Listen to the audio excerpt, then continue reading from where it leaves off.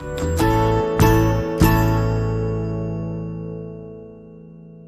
am often asked, what is the difference between organics and biodynamics? Both contrast drastically with the conventional chemical agriculture so common today. They both rely on rebuilding the soil's humus content and organic matter and strictly forbid the use of chemicals.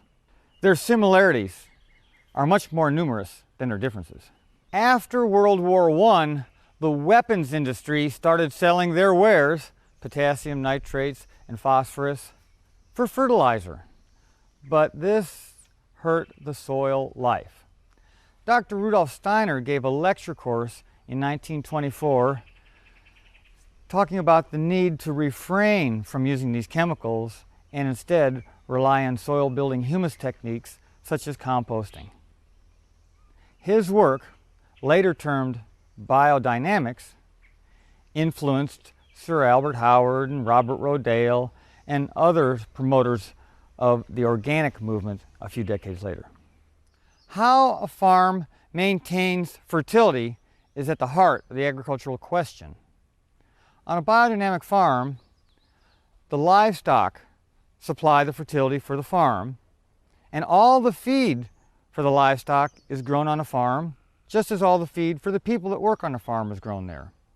It becomes a self-contained system where everything that's needed, even to making the compost piles, comes from within the farm itself. Everything we do on our farm allows us to be certified organic, but the reverse is not true. Biodynamics has stricter rules about what you can use on the farm and also has further requirements. An organic farm has a whole list of materials they can use to fertilize with, such as fish emulsion, cottonseed meal, potassium sulfate, calcium nitrate, a whole lot of stuff. And they can also use non-synthetic insecticides, such as pyrethrum and rotenone. Now, all of this is better than what commercial agriculture uses. But in the biodynamic method, we don't use any of these things.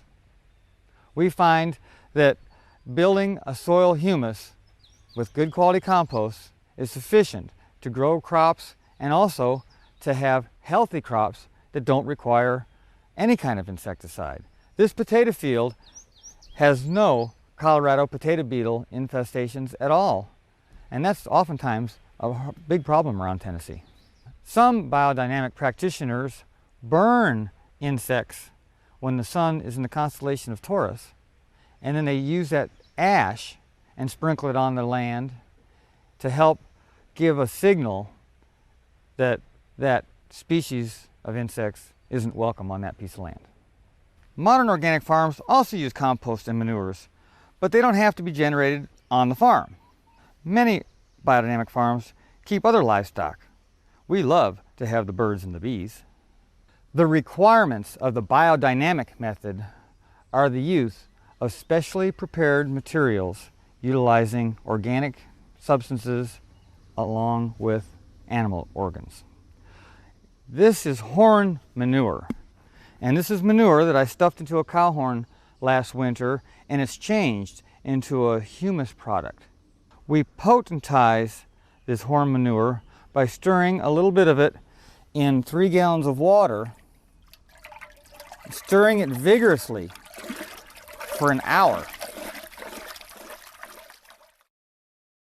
I'm going to sprinkle it on an acre of freshly tilled garden soil right before planting time. The horn manure preparation helps the earth and water forces to create a stable humus. Another preparation we make is ground up quartz crystals, such as Arkansas crystals, local geodes that we find in the creeks around here. And these are ground up and buried in a cow horn during the summer months. Again, they're stirred vigorously for an hour and sprinkled on the plants as they're growing to help the sun and the air forces to ripen the plants and make the food more nutritious. Here we have another biodynamic preparation that I just dug up. It's chamomile flowers that I made sausages with last year. This is the intestines of a cow that I put the chamomile flowers in.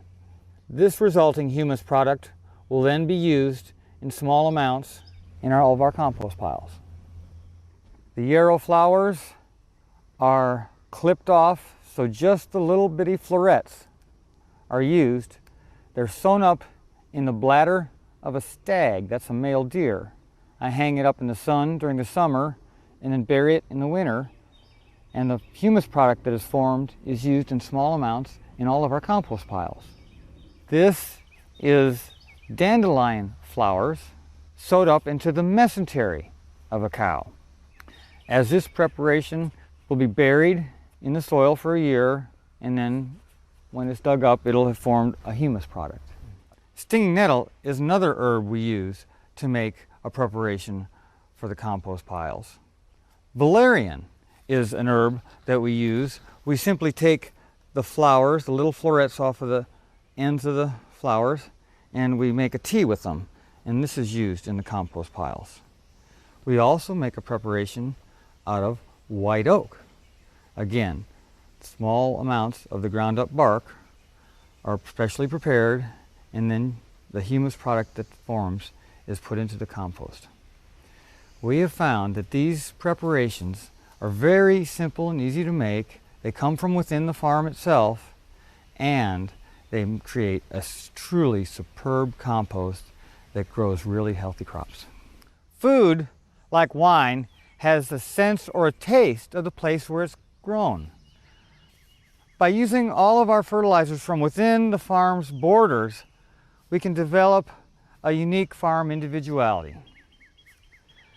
That what a farm can export must be generated from within the farm itself seems to be the main difference between modern organic agriculture and the original model of biodynamics.